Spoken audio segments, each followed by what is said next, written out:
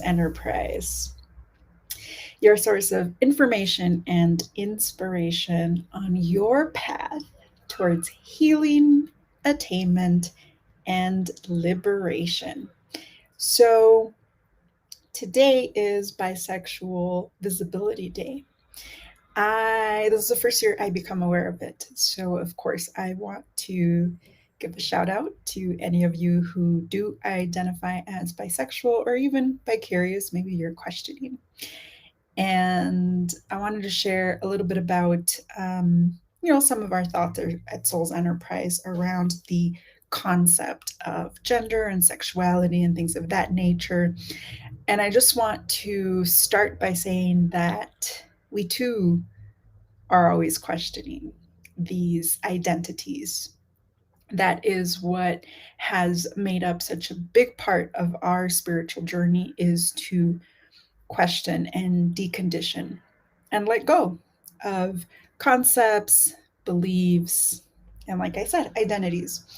So I just, wanted to take the opportunity to celebrate this day because I think it's a big deal. And I think it is absolutely wonderful that it would become a holiday. So I'm not going to go into, if you are wondering if you're bisexual or what bisexual is, there are plenty of videos, TikTok, and the other social media sites where you can find out more about that if that's the place you're in. Mostly, I want to say that you're absolutely welcome at Souls Enterprise. In fact, we'll look behind the curtain for a moment. So, this Saturday, for example, and every once a month, we have group transcendation. And sometimes that becomes men's transcendation and women's transcendation on the same day, right? And it's beautiful work to be in a room of male identified or female identified folks and talk about the issues that really are important to us. It is a different vibration, it does create a different kind of energy versus group transcendation, which is its own beautiful creation. It's just different. So it's not better, it's just different.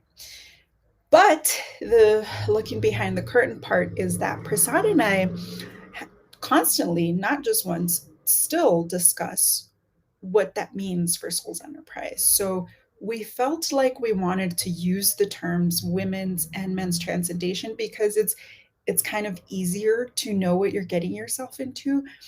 And it's been difficult because we don't want to do it as an exclusionary kind of exercise. We don't want to make anyone feel excluded. So we actually have spoken to a very good mutual friend of ours who would be willing to facilitate a non binary transcendation. So when we have the room totally filled up where we could have potentially three groups. So if you feel more like a female that day, you would go into that room.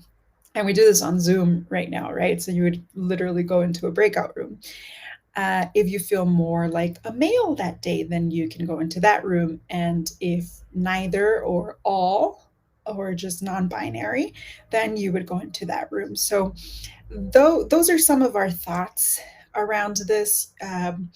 Prasad identifies as kind of beyond gender, if you will, and I identify as fluid. And I think the bigger conversation here, for us anyway, not that bisexuality or any kind of LGBTQ stance is not important, but I just also want to bring us into the spiritual base of this conversation, which is the deconditioning piece, right? So if we consider things like man made boundaries, what makes a country? It was men, maybe women, but mostly men who decided this is the boundary for this country, this state, this territory, etc.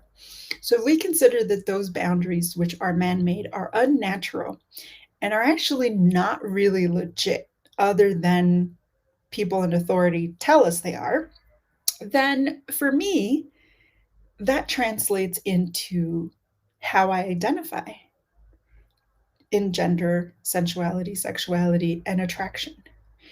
So the reason I say I am fluid and questioning, constantly questioning it, is because I'm not closed off to the idea that even my sexuality exists on a spectrum, like so many other things. Race and ethnicity are another thing that were kind of men created in order to categorize people, sometimes for good things and usually for not so good things, right?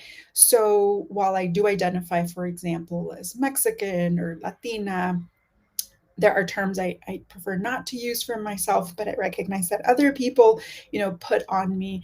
I also lived in America for most of my life. I mean, it gets a little complicated. So we don't really love labels. Labels help until they don't.